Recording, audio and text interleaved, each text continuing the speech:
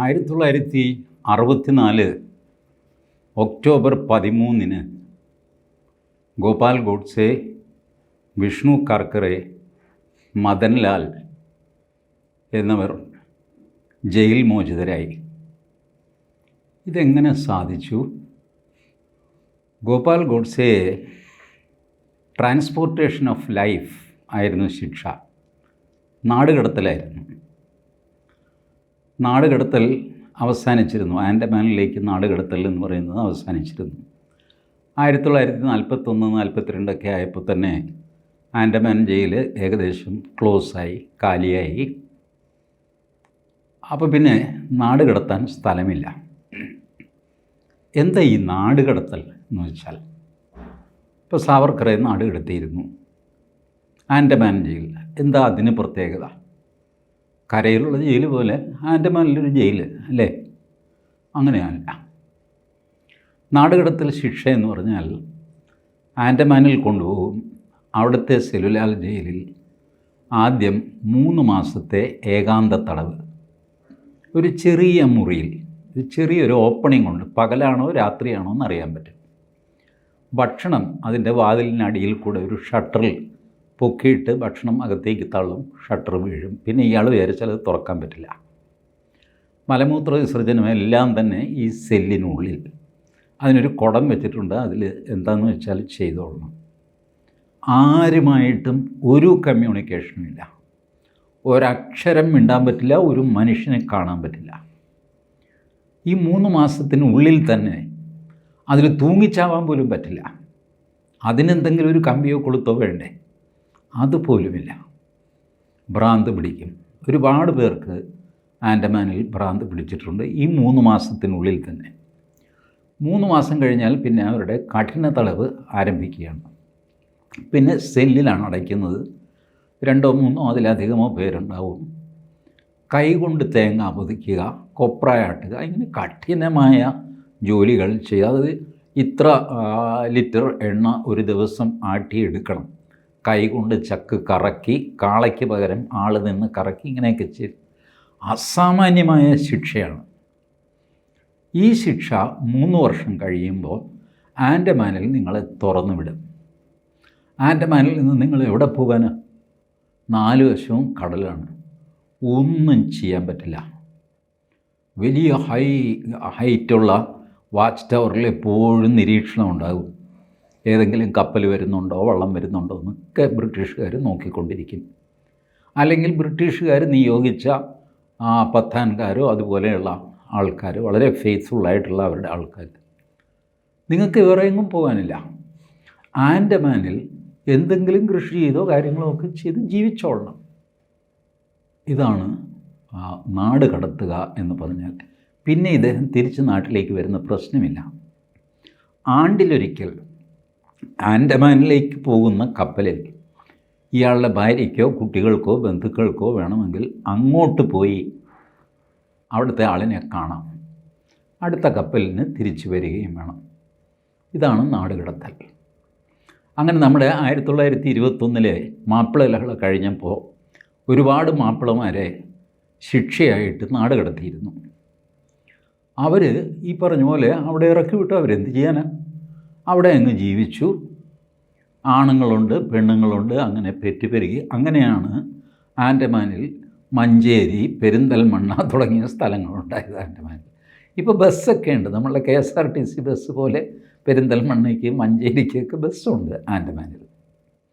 ഇതാണ് ആൻഡമാൻ. ഇതാണ് നാടുകടത്തൽ. അപ്പോൾ ഈ നാടുകടത്തൽ നിർത്തിയിരുന്നു. ആൻഡമാൻ ജയിൽ തുടങ്ങുന്നതിന് മുമ്പ് നാടുകടത്തിക്കൊണ്ടിരുന്നത് എങ്ങോട്ടാണ്? ഏഥൻസിലെ മരുഭൂമിയിലേക്കാണ് ബ്രിട്ടീഷുകാർ നാടുകടത്തിയിരുന്നത്.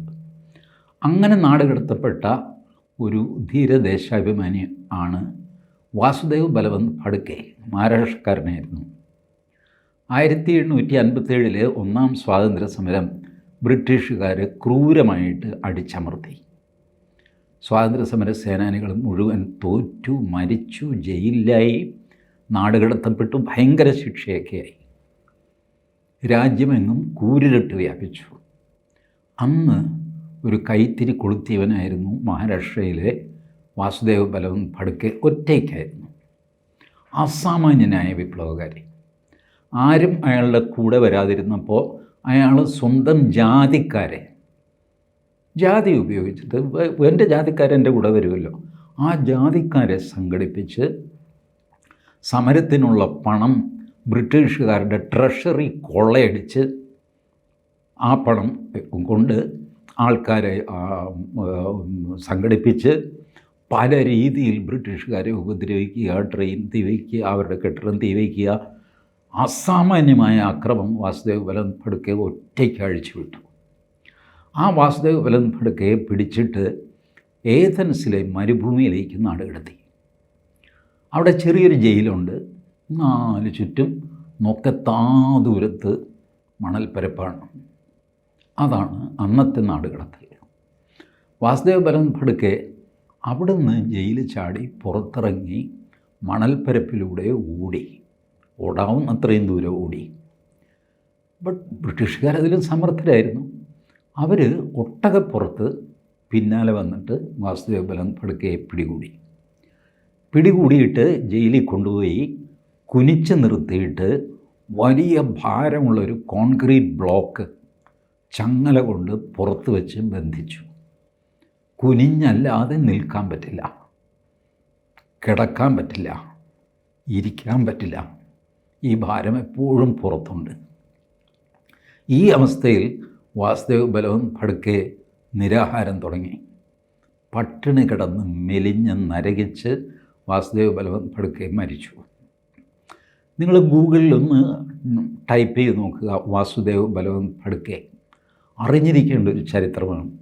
ഞാൻ ആനുഷംഗികമായി പറഞ്ഞതേ ഉള്ളൂ. നാടുകടത്തൽ എന്താണ് എന്ന് മനസ്സിലാക്കാൻ വേണ്ടി പറഞ്ഞതേ ഉള്ളൂ. ഗോപാൽ ഗോഡ്സെ നാടുകടത്തേണ്ടതായിരുന്നു. നാടുകടത്തൽ സാധ്യമല്ലാത്തതുകൊണ്ട് ജീവപര്യന്തം തടവ്, ഇതാണ് അതിന് പകരം. പിന്നീട് നമ്മൾ IPC CRPC ഒക്കെ അമെൻഡ് ചെയ്തിട്ട് നാടുകടത്തൽ, ട്രാൻസ്പോർട്ടേഷൻ ഫോർ ലൈഫ് എന്നുള്ളത് മാറ്റിയിട്ട് ജീവപര്യന്തം തടവ് എന്നാക്കി. ജീവപര്യന്തം എന്നാൽ അന്നും ഇന്നും ജീവപര്യന്തമാണ്. അപ്പോൾ 10 വർഷം 14 വർഷമൊക്കെ കഴിഞ്ഞ ആൾക്കാർ ഇറങ്ങുന്നതോ, അത് ഇറങ്ങുന്നതല്ല, ഇറക്കുന്നതാണ്. സർക്കാരിന് അഥവാ ഗവർണർക്ക് റിമിഷൻ പവേഴ്സ് ഉണ്ട്. ഗവർണർക്കും ഉണ്ട്, പ്രസിഡൻറ്റിനും ഉണ്ട്.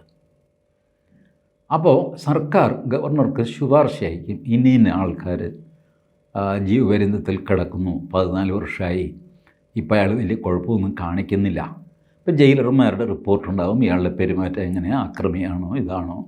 അപ്പോൾ പലരുമൊക്കെ ഏകദേശം പരുവപ്പെടും. 14 വർഷം ജയിലിൽ കിടക്കുമ്പോൾ പരുവപ്പെടും. ഈ ആളുകൾ പലപ്പോഴും പറയാറില്ലേ, ജയിലിൽ കിടക്കാനും ഞാൻ തയ്യാറെന്നൊക്കെ. വെറുതെ അങ്ങനെ പറയല്ലേ.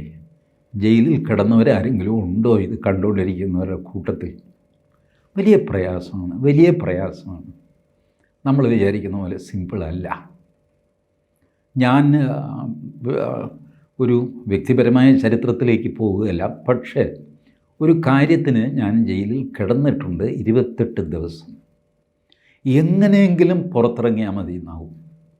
വൈകുന്നേരം 5:30 നിങ്ങളെ സെല്ലിലടയ്ക്കും, രാവിലെ 6:30 തുറക്കുകയുള്ളൂ. ഈ സെല്ല് ജയിൽ വാർഡൻ പുറത്തുനിന്ന് പൂട്ടി ലോക്ക് ചെയ്യുമ്പോൾ നമുക്കുണ്ടാകുന്ന പ്രയാസം അതിഭീകരമാണ്. പാരതന്ത്ര്യം അസാമാന്യമാണ്. അത് മരണത്തേക്കാൾ ഭയാനകമാണ്. നിങ്ങൾക്ക് ഒരു മുറി അകത്തുനിന്ന് പൂട്ടിയിട്ട് ഫാനുമിട്ട് സുഖമായിട്ട് കിടന്നുറങ്ങാം. ബട്ട് പുറത്തുനിന്ന് ഒരാൾ പൂട്ടിയാലോ? നിങ്ങളകത്ത് കിടക്കുന്നു, പുറത്തുനിന്ന് അയാൾ മുറി പൂട്ടിയിരിക്കുന്നു. മോഹൻദാസ് ആവശ്യമുള്ളപ്പോൾ വിളിച്ചാൽ മതി, ഞാൻ വന്ന് തുറന്നു തരാമെന്ന് പറയുന്നു.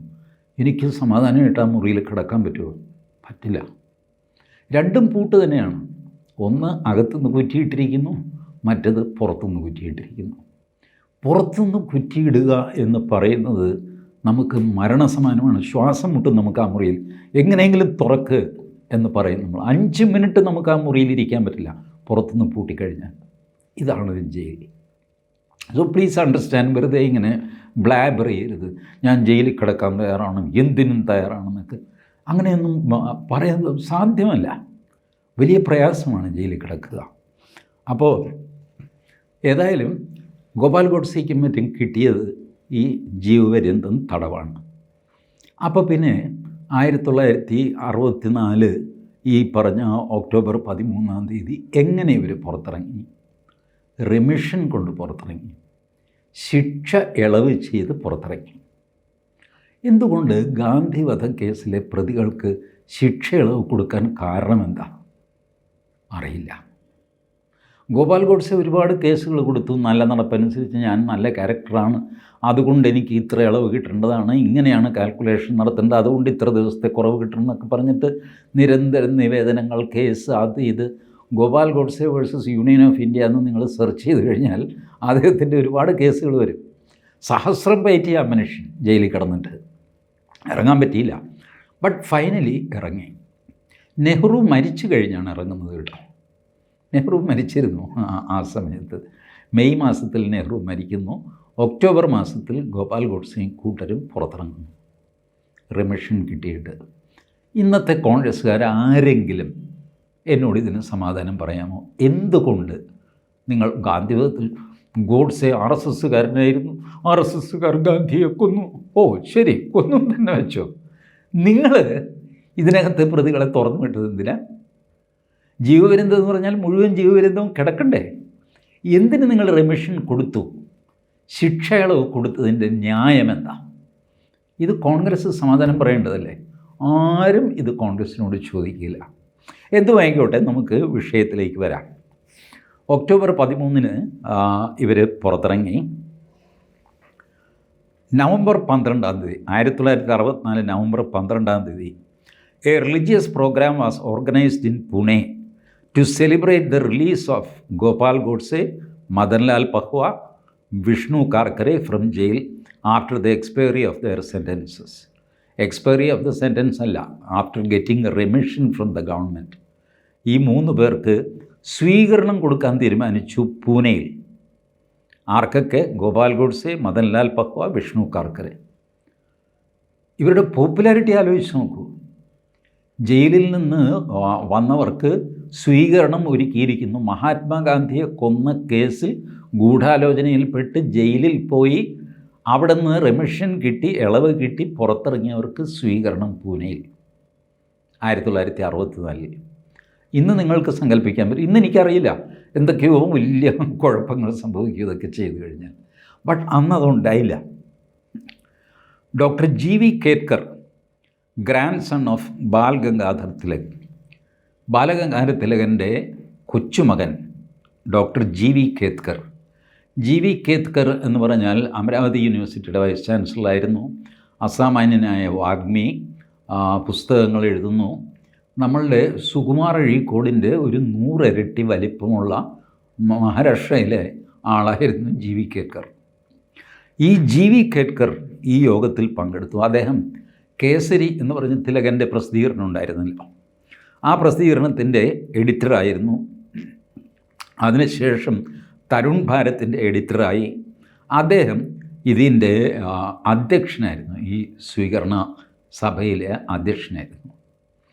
അധ്യക്ഷ പ്രസംഗത്തിൽ ഡോക്ടർ GV കേത്കർ തുറന്നു പറഞ്ഞു, മഹാത്മാഗാന്ധി കൊല്ലപ്പെടും എന്ന് 6 മാസം മുമ്പ് എനിക്കറിയാമായിരുന്നു. എന്നോട് ഗോഡ്സെ പറഞ്ഞിരുന്നു, ഞാൻ ഈ മനുഷ്യനെ കൊല്ലും എന്ന് പറഞ്ഞിരുന്നു. ഞാനത് ബാബ കനിട്കർ എന്ന ആളിനെ അറിയിച്ചു. അന്ന് ബോംബെ പ്രോവിൻസിൻ്റെ മുഖ്യമന്ത്രിയായിരുന്ന BG ഖേറിനെ അറിയിക്കാനായിട്ട് ബാബ കനിട്കർ എന്ന ആളിനെ ഞാൻ ചുമതലപ്പെടുത്തി. കനിട്കർ BG ഖേറിനെ അറിയിക്കുകയും ചെയ്തു. പക്ഷേ സർക്കാർ ഒരു നടപടിയും എടുത്തില്ല. ഇതായിരുന്നു GV കേത്കറുടെ പ്രസംഗത്തിൻ്റെ ചുരുക്കം ഇതായിരുന്നു. വലിയ ബഹളമായി, വലിയ ബഹളം. നവംബർ 14 ഇന്ത്യൻ എക്സ്പ്രസ്സിൽ ഇദ്ദേഹത്തിൻ്റെ പ്രസംഗം അച്ചടിച്ചു വന്നു. ലോക്സഭയിൽ വലിയ ബഹളമായി, മഹാരാഷ്ട്ര നിയമസഭയിൽ വലിയ ബഹളമായി. കാരണം GV കേത്കറുടെ വെളിപ്പെടുത്തൽ നിസ്സാരമാണ്. 6 മാസം മുമ്പ് ഗോഡ്സെ ഗാന്ധിയെ കൊല്ലും എന്ന് മഹാരാഷ്ട്ര മുഖ്യമന്ത്രിയായിരുന്ന BG ഖേറിന് വിവരം കിട്ടിയിരുന്നു. മൊറാർജി ദേശായിയാണ് അന്ന് ബോംബെ പ്രോവിൻസിൻ്റെ ആഭ്യന്തരമന്ത്രി. അപ്പോൾ ഈ വിവരം കയ്യിലുണ്ടായിട്ട് പോലും ഗാന്ധിജിയെ പ്രൊട്ടക്റ്റ് ചെയ്യാൻ എന്തുകൊണ്ട് സാധിച്ചില്ല? ഗോഡ്സെയെ അന്ന് തന്നെ അറസ്റ്റ് ചെയ്യേണ്ടിയിരുന്നില്ലേ? കൊലപാതകത്തിന് കോപ്പ് കൂട്ടുന്ന ആളെ അറസ്റ്റ് ചെയ്യാം. ബട്ട് അത് സർക്കാർ ചെയ്തില്ല. അപ്പോൾ സർക്കാരിന് വീഴ്ചയുണ്ടായി, വലിയ ബഹളമായി. അപ്പോൾ അന്ന് ആഭ്യന്തരമന്ത്രിയായിരുന്ന ഗുൽസാർലാൽ നന്ദ ഒരു കമ്മീഷനെ വെച്ചു. ജി വി കേഡ്കറെ അറസ്റ്റ് ചെയ്തു, ഗോപാൽ ഗോഡ്സെയെ അറസ്റ്റ് ചെയ്തു, ബാബ കൻകറെ അറസ്റ്റ് ചെയ്തു. നിർഭാഗ്യവശാൽ ബി ജി ഖേർ മഹാരാഷ്ട്ര മുഖ്യമന്ത്രി ആ സമയമായപ്പോൾ മരിക്കുകയും ചെയ്തു. ഏതായാലും ഒരു അന്വേഷണം ഇതിൽ വേണം എന്ന് തീരുമാനിച്ചു. ഗോപാൽ സ്വരൂപ് പാഠക് എന്ന വക്കീലിനെ ഒരു കമ്മീഷനാക്കിയിട്ട് വെച്ചു. കമ്മീഷൻ പ്രവർത്തനം ഇങ്ങനെ തുടങ്ങിയില്ല എന്നായിക്കഴിഞ്ഞപ്പോൾ ഗോപാൽ സ്വരൂപ് പാഠക്കിനെ മൈസൂർ പ്രോവിൻസിൻ്റെ ഗവർണറാക്കി, പിന്നെ കേന്ദ്രമന്ത്രിയാക്കി. അതിന് പകരം ജസ്റ്റിസ് ജീവൻലാൽ കപൂർ എന്ന ആളിനെ, റിട്ടയേർഡ് ജസ്റ്റിസാണ്, അദ്ദേഹത്തെ കമ്മീഷനായി വെച്ചു. അതാണ് കപൂർ കമ്മീഷൻ എന്നറിയപ്പെടുന്ന കമ്മീഷൻ. പലരും പറയാറില്ലേ കപൂർ കമ്മീഷൻ. ഇതാണ് ഈ കമ്മീഷൻ. ഈ പ്രസംഗത്തെ തുടർന്ന് ഉണ്ടായ കമ്മീഷനാണ് കപൂർ കമ്മീഷൻ. കപൂർ കമ്മീഷൻ്റെ മിനിമം വിവരങ്ങൾ ഞാൻ അടുത്ത ലക്കത്തിൽ പറയാം. Thank you.